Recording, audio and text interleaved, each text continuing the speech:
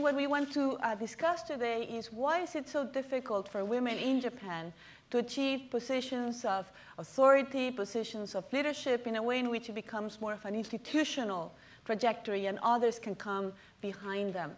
I think we also want to understand what is the importance of having female role models. What are the consequences, the benefits of having more women in these positions of authority?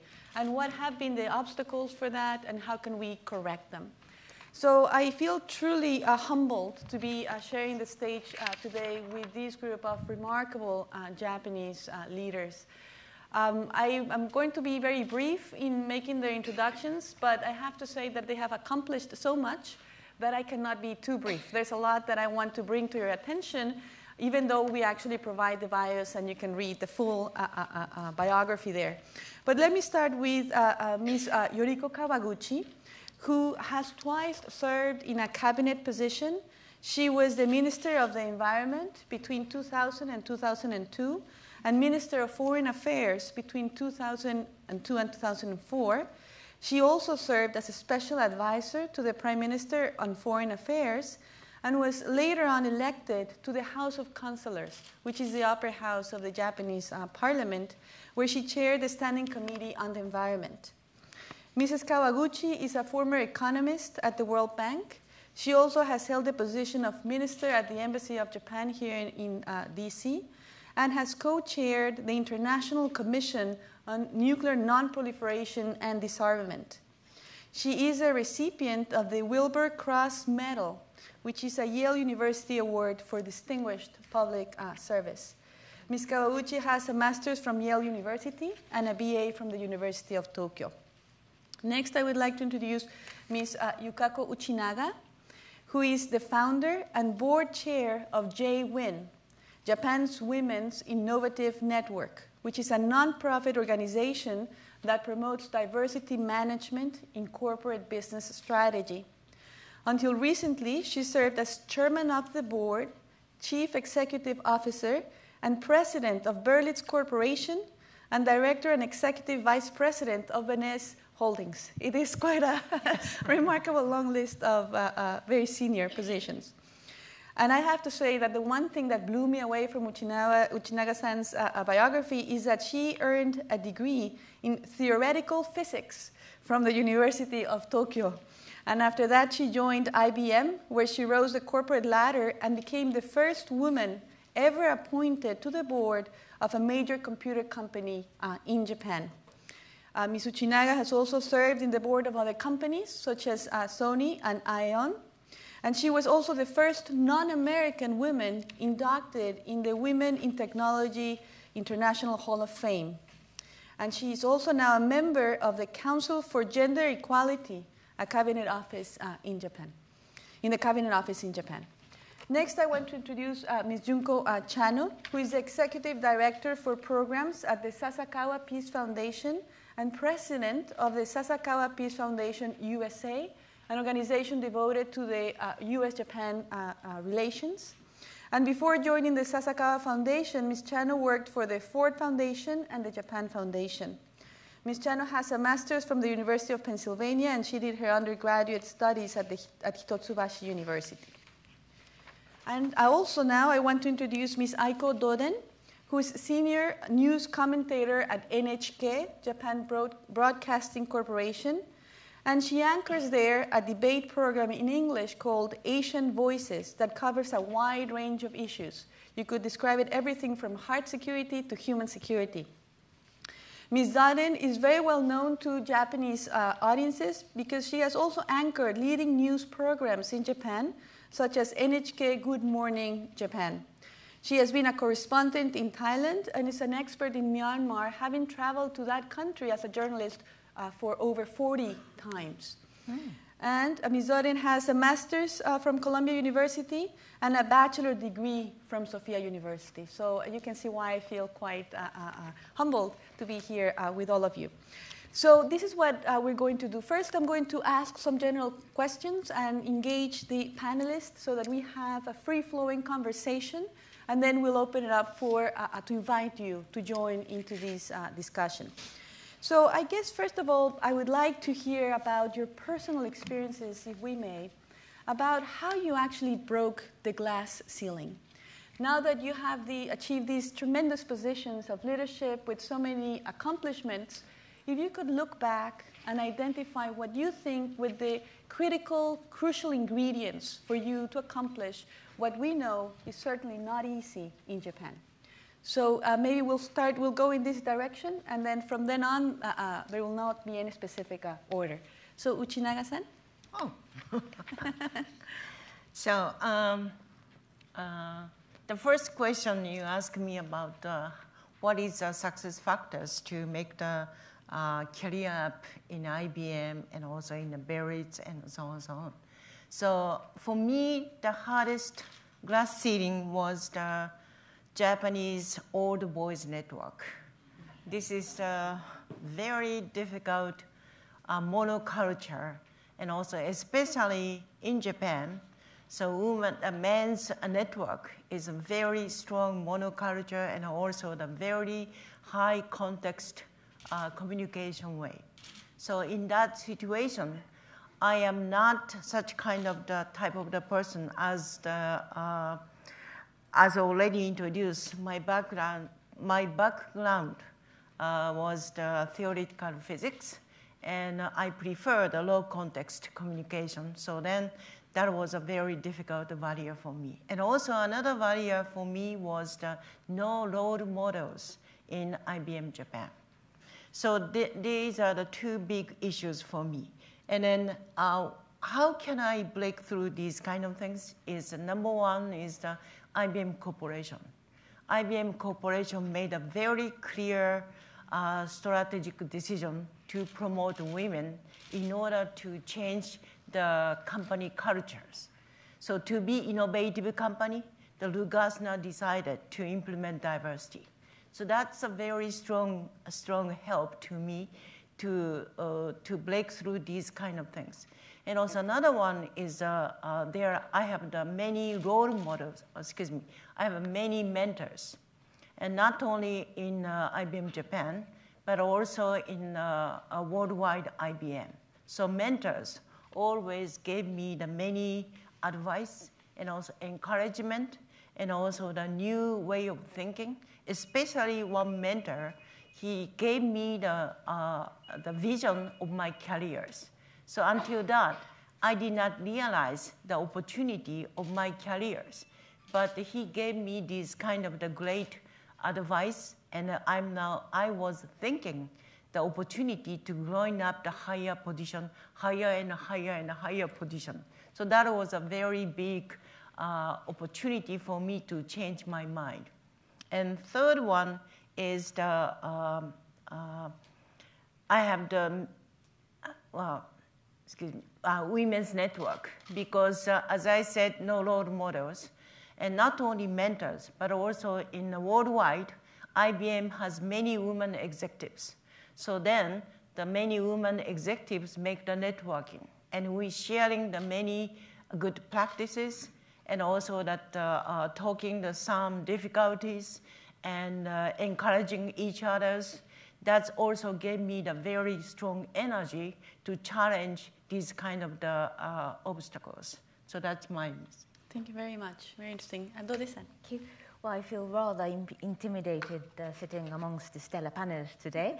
And I said yes to Mireya-san's offer because you had agreed to wake up so early in the morning to appear on my program. So, well, thank you very much for the invitation. No, I might be defined as a typical salaryman or a salary woman who have stayed with one company throughout one's career. So there is really no secret, but one has had to stay with the same organization to break the glass ceiling in order to bring about change, however small it might be. Former Secretary Clinton had once said that, spoke of creating a small crack in the glass ceiling. Even making a small crack requires time and work. And I am among the first generation of equal employment law. And for many women in this generation, building a career meant staying in the race, constantly compelled to prove that women were equally competent or even better than our men colleague. This meant that the women most often could not afford to have a break for fear of falling behind, because falling behind might set a very bad negative precedent for the younger generation that might wanted to follow our path. This also meant that the women who are seen as being successful has to be ready to make sort of sacrifices in life, often neglecting the ideal work-life balance in life without choice. And this also meant that the woman who chose a professional career had to excel in everything, virtually everything. And I hate to say this, but the women who are successful in the working environment are often labeled as superwomen, compelled to succeed all the time. While I also hate to say this, but I don't think I see so many supermen around in the working environment, but that's the reality, I think. Thank you so much. Kawaguchi-san? Thank you. This question of glass ceiling is a very difficult question to answer, because I personally do not remember hitting any glass ceiling.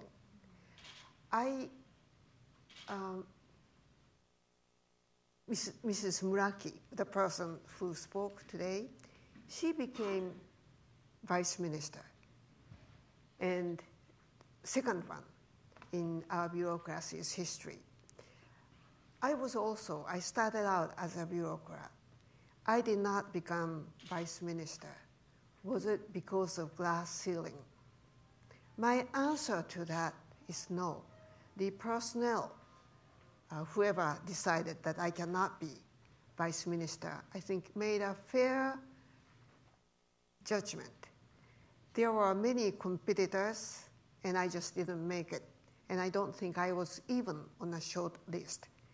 Very fair to myself. That's the sense I get. And instead, I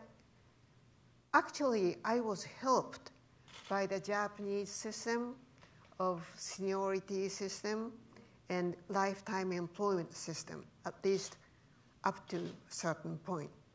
That is until I left ministry. In the Japanese bureaucracy, the entrance is by examination. So if you pass that examination, then you become a bureaucrat. And no one judges you whether you can be a bureaucrat on the basis of whether you are a woman or not, or man. And once you enter, then you are promoted, because there is a seniority system, and the years that you work in the ministry counts. So as the year went by, with or without any specific talent or ability, you get up to that position. And I feel that I was helped by that system, and so I just don't think I encountered, excuse me, any glass ceiling, nor bamboo ceiling. I just went on as system made it possible. So that's my answer to it. Thank you very much. Very interesting.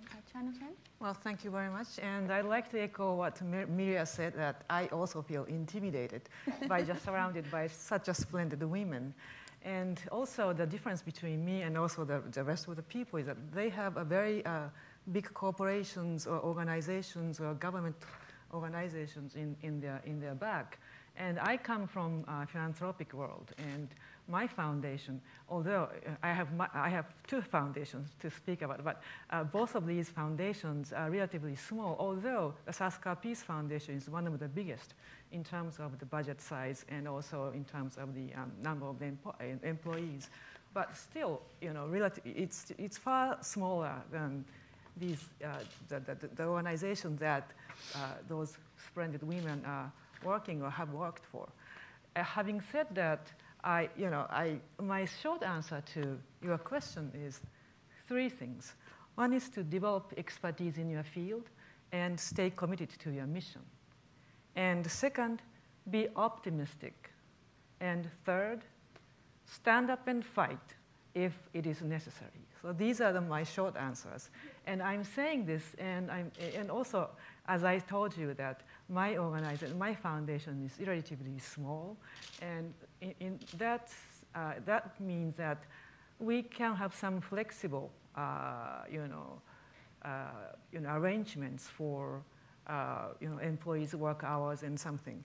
So in that sense, in my case, I might say that it might be relatively easier for me to break, if there is a ceiling, break something. And I'm not sure if this was a ceiling, but only once I faced some difficulty that I did have to overcome.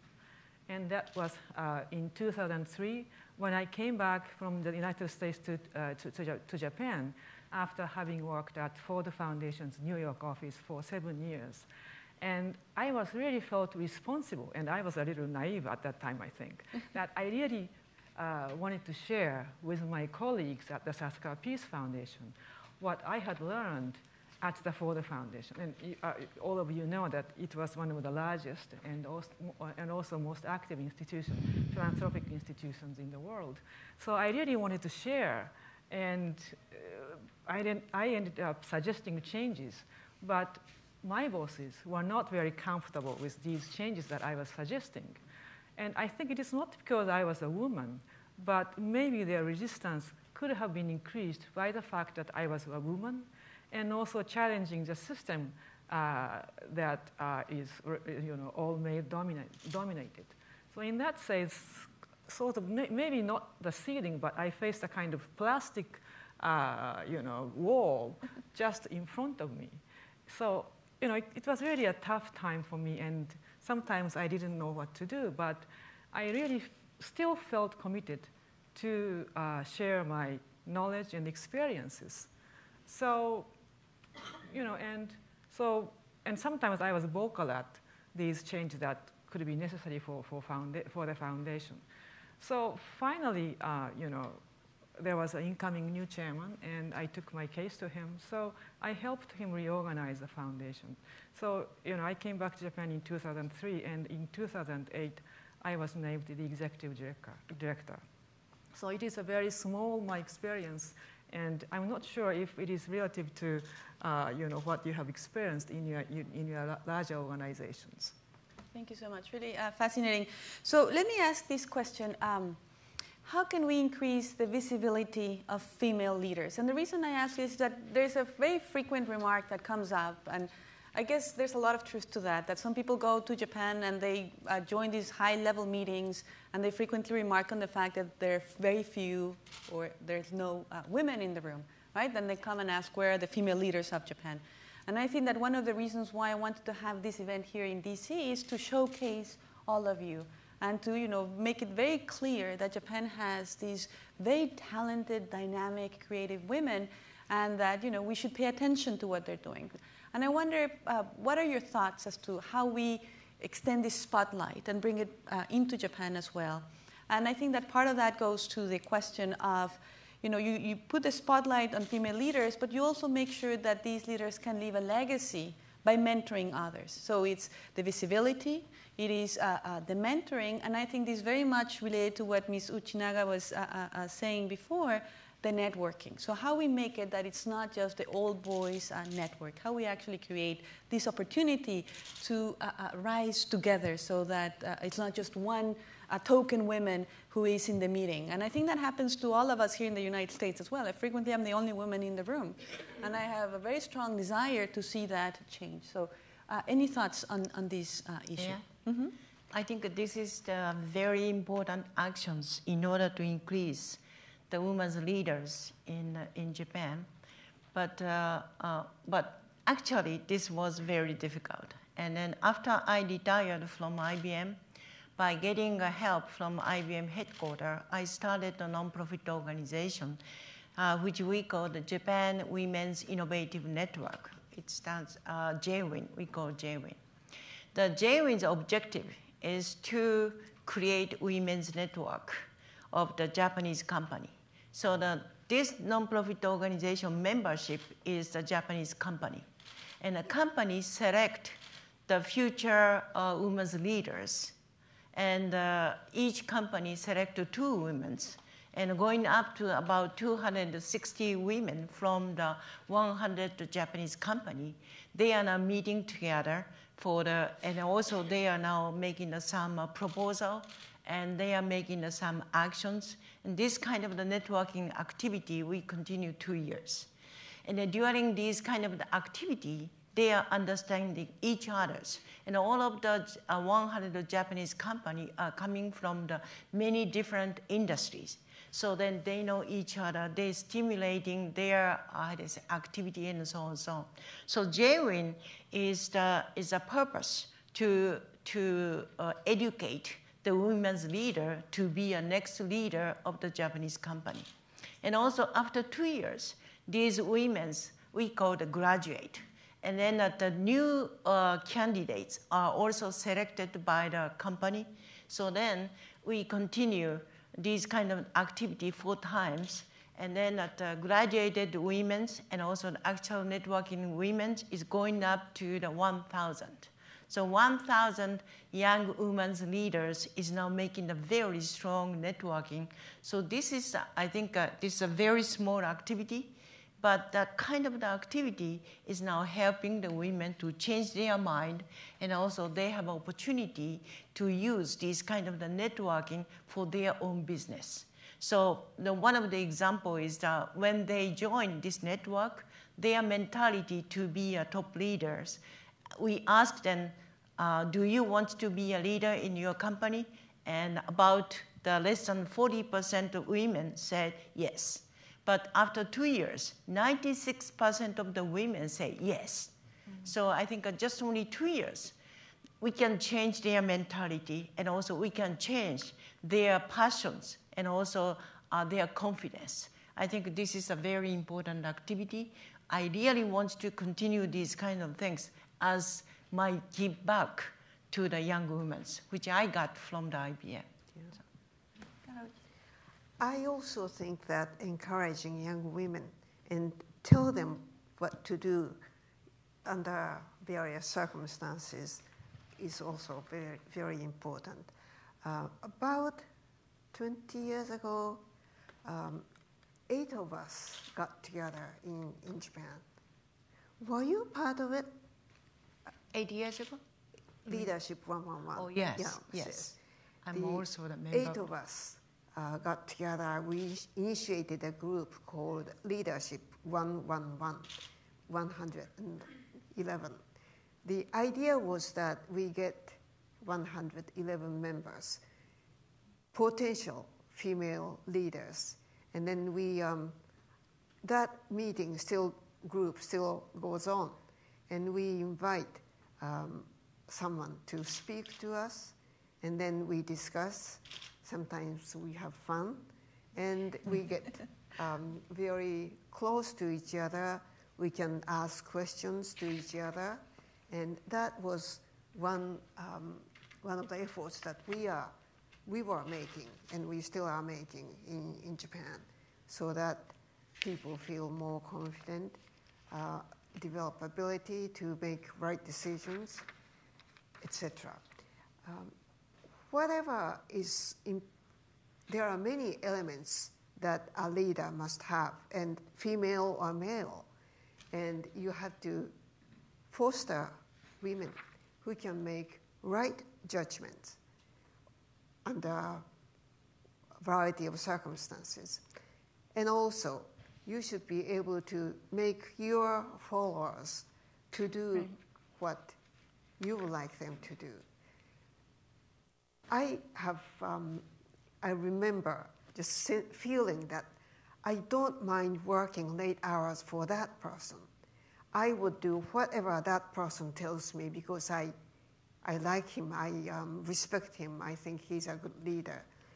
To make women like that so that there would be good followers, male or female, is our goal, I think. If I could quickly follow up on some of the things that are being already said, I feel it crucial that there's got to be an institutional change to be brought about some of the points were raised in our previous session too.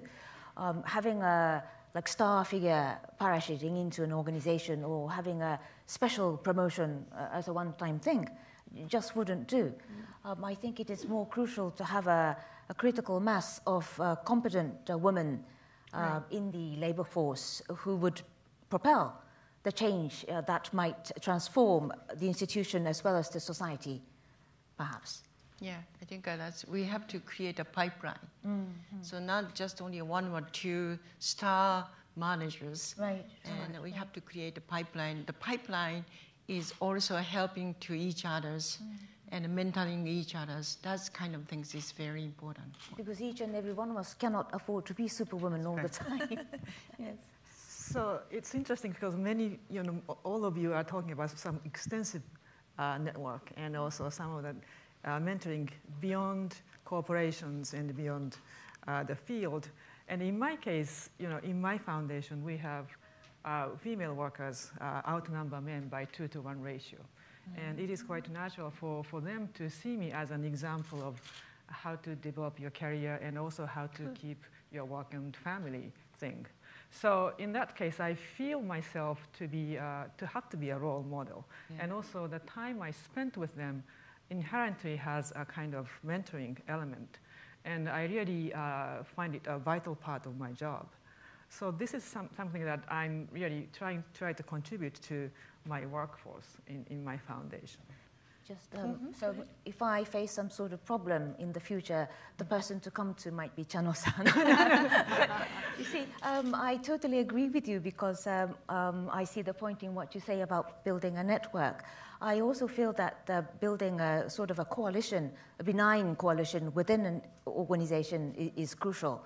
A coalition of like-minded men and women who could be your colleagues or mentors who would help transform the organizational culture as well as the society in general. Yeah, and also talking about networking, when I saw my female staff members, many working mothers, they are pressed for time and they don't necessarily have time to go out and networking. So what I intentionally do is that when they have some projects going on, and if I know some person or some organizations that whose work is relevant to their work, I will go out and tell them, oh, why don't you go and talk to so and so? So by doing so, I'd like them to naturally, develop their, extend their network and try to get out and know some people outside. So that's what I'm doing. And networking is a key word, I think, because if you try to launch a revolution, you could antagonize so many within the organization being considered as a sort of a threat. Yes. So establishing a benign coalition would be much more productive. Wonderful. This brings me actually to the next question I wanted to ask all of you, because I think that we have been discussing what can women or men do to be agents of change. And I want to now switch a little bit and talk about institutional resistance, right? And I think what I would like to ask all of you is, how do you think we can persuade different organizations that it's to their own benefit to promote women, that they're not doing it as out of a PR opportunity, they're not doing just to look good, and so that the image effect, but that actually doing so is going to actually result in improvement in their performance. I think I've read somewhere that corporations that hire more women have higher levels of profitability. Right. And I haven't seen that laid out. Why is that the case? Why would having more women would actually bring those benefits to corporations or to other organizations? How do you think we could make this argument? Yeah. Okay. I think that's the most important point in order to promote diversity in the company.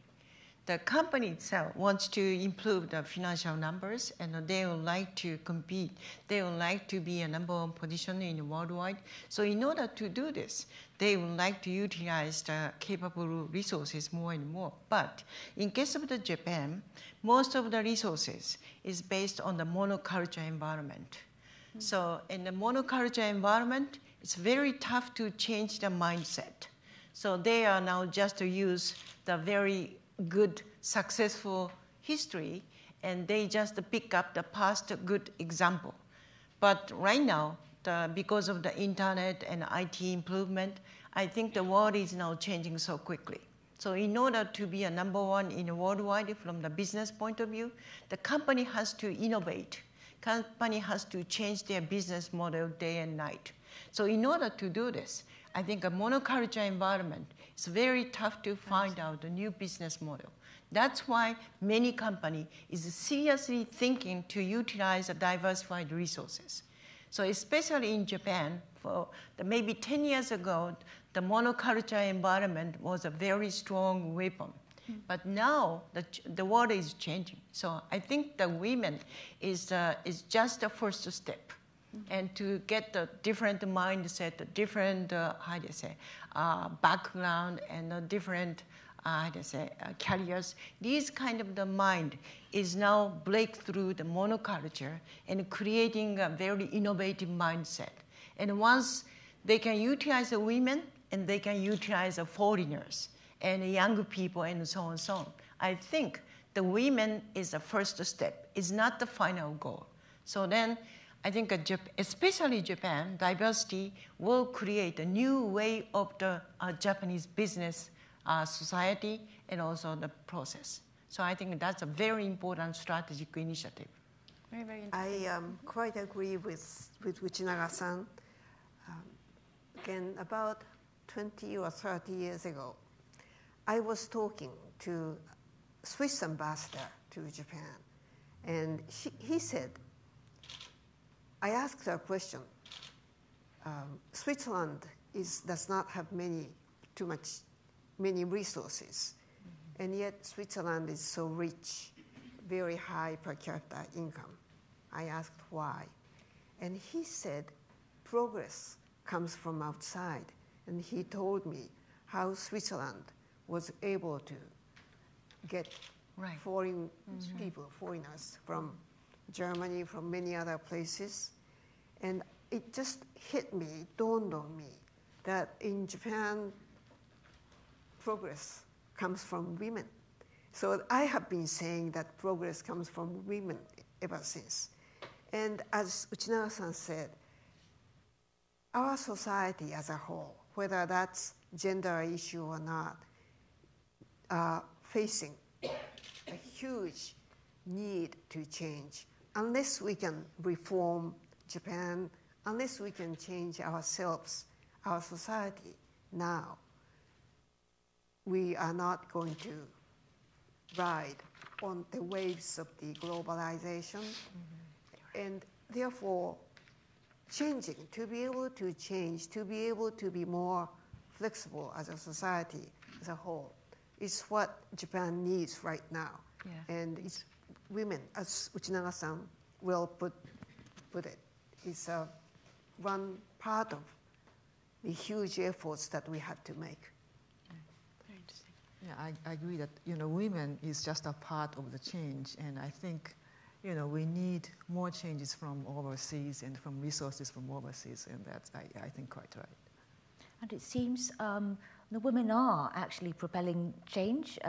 I took note of some of the products introduced by Ms. Sakamoto in her presentation, like some of these genius hair dryers which do not dehydrate your hair, retains the moisture and keeps the luster sort of. That was devised by women. Washing machines that use less electricity and less detergent, that was also devised by women. Ideas do come from women, it seems. And the Developmental Bank of Japan established the Women's Entrepreneurial Business Model Competition as of last year after the March 11th earthquake and tsunami, out of realization that it is the time that Japan does have to make the most of Japan's talent in women and their ideas. So I think the realization is slowly but there. Very interesting. So I have one more question for the panelists, and then I'll open up for the floor. And this has to do with the question of affirmative action. And you know that some countries have government-mandated quotas, and they say, this is a percentage of women that are going to be represented in the board, and companies have to move along those lines. I know that in Japan you don't have those mandatory programs, but I wonder what is your general thought about the value of affirmative action programs that could work in the Japanese context?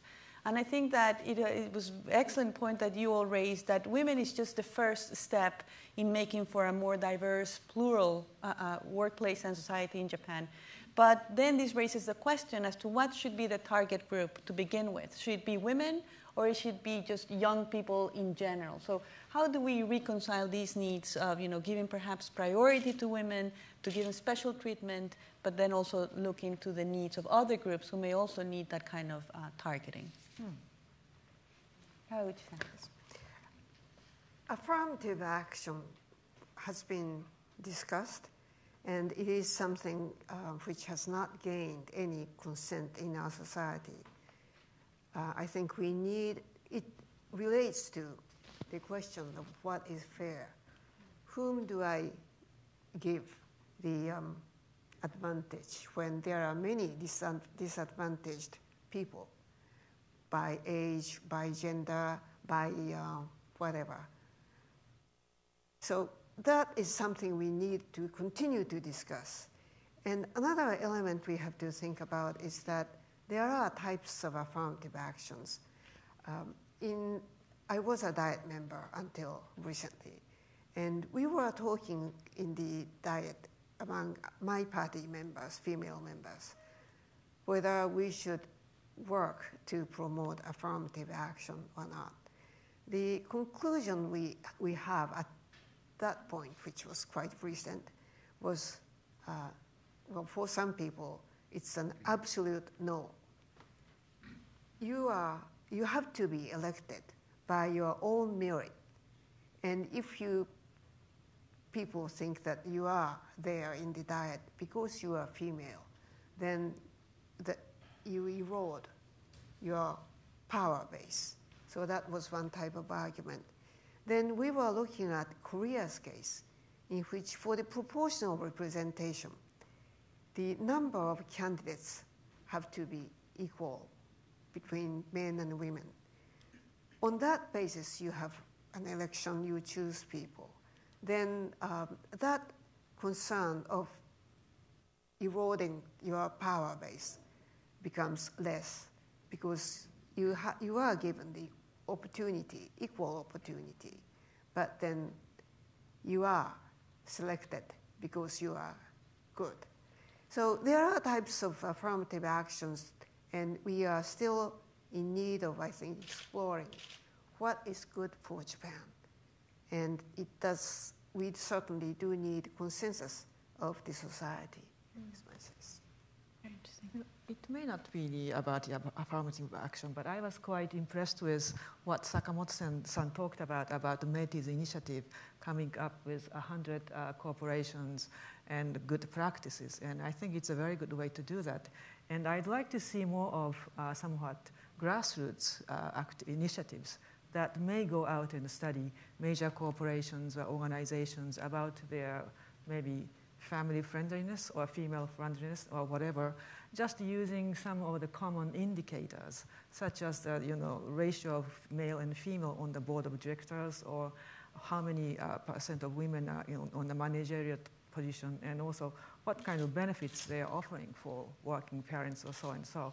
And if they come up with a study and then regularly publicize that kind of results, that might be an interesting impact on the society, and maybe it is helpful for women to look for more corporations that might provide greater opportunities for women, and also it might influence on the image of the companies, and it might also influence on the making a purchasing decision and something like that.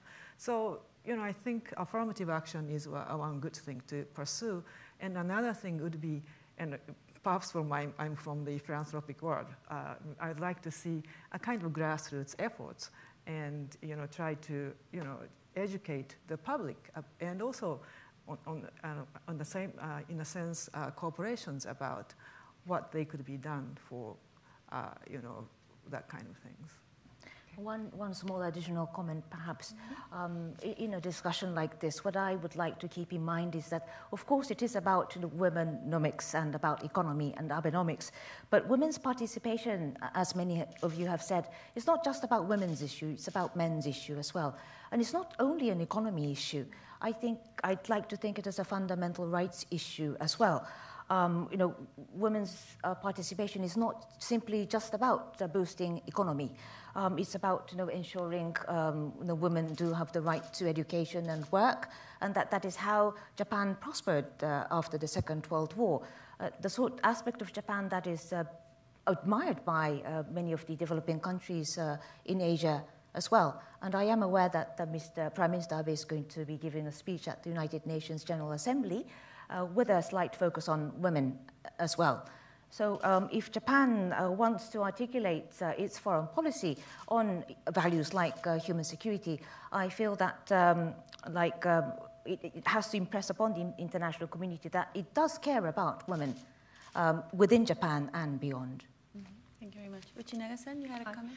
Well, I completely agree, Chano-san. Thank you. Chano-san's point. And I'm so sorry.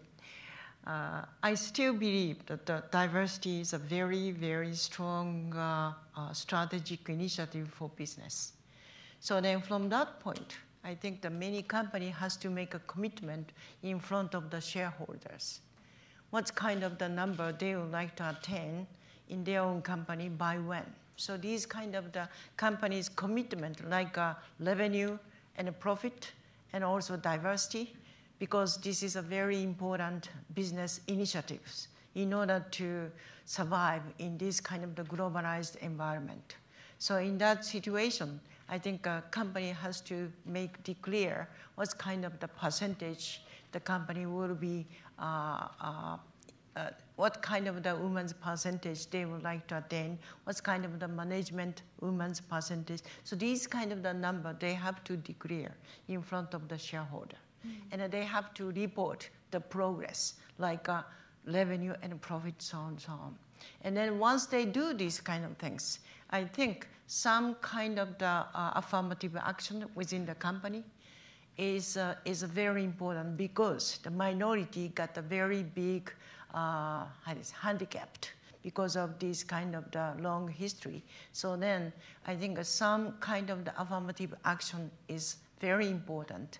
But this affirmative action should be applied to the opportunity, not the final decisions.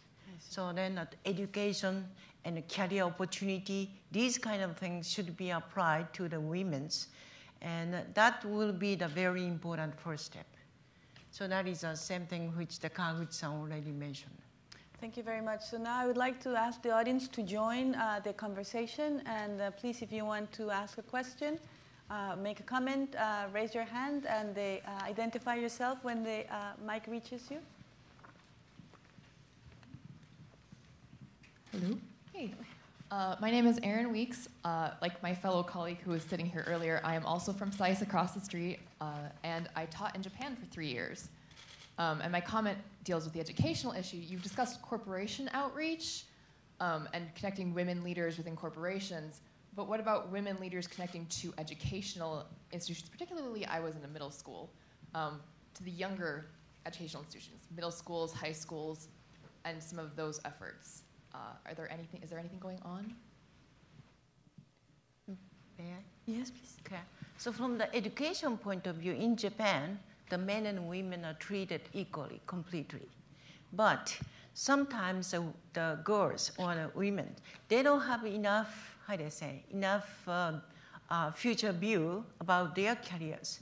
That is a very big barrier for the women to growing up the careers. So then, in our cases, we are now inviting that high school student, university student, and to talk with the women who are doing the very high careers in the business. So that kind of the communication we started. I think education itself is fairly equal. So we have to show the opportunity to them about opportunity of the women's careers. I think that's the most important point. Excellent. Other questions? Nobody else? Paige?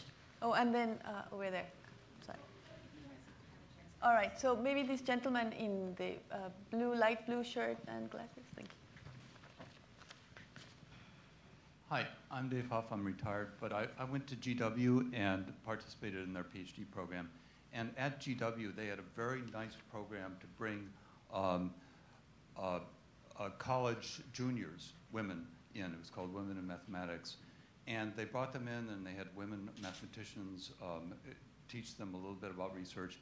And a lot of them went on to graduate school because I think they got experience working with women mathematicians, very high level, and they sort of came to gain possession sort of being a mathematician, being a grad student.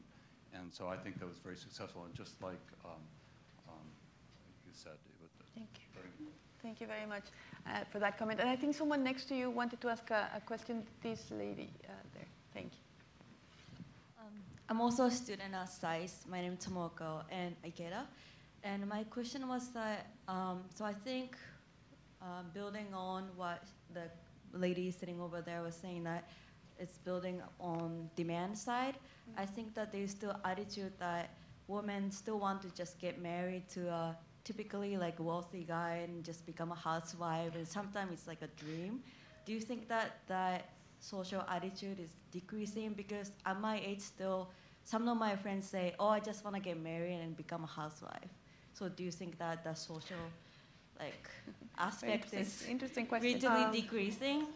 Thank you for your question. Yes, Chano-san, you have a... But I think in reality, I think the average salary of the business white-collar workers has been decreasing in Japan. I think it was peaked somewhere in 1987 or something, if my memory is correct. So in that sense, your husband, if you get married, maybe your husband's salary is not increasing at all. And then social services, you cannot depend social services because of the declining population. So in reality, I think it's better for you to have double income family. I think this is if you really think seriously, this is the truth in Japan. I'm not sure about the Wall Street guys because there was a discussion about difference in the salary. So maybe if you get married with the Wall Street nice guy, things might be different. But there's limited supply, I think. That's right. But I do understand the mentality, because I think the younger generation have seen their parents' generation suffer from the burst of the bubble economy and things like that. So they haven't seen Japanese economy grow. So the conclusion is that they'll be better off getting married to a wealthy man or something like that, and she's nodding. But at the same time, as Chano-san said, with the shrinking Japanese population, women sooner or later would no choice but to have to be in the labor force actively. And I think there is imperative for the private sectors to secure high-quality women labor force if they want to remain competitive in the market. Mm-hmm. Thank you very much. Paige, you had a question?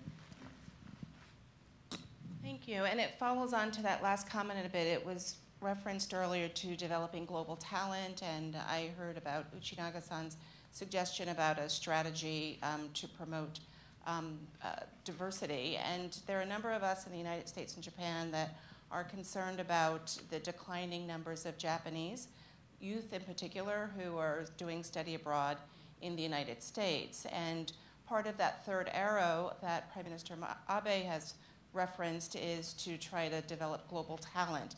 And I can't help but observe the fact that the four of you in your distinguished careers have overseas experience, proficiency in at least one foreign language and probably a number of others.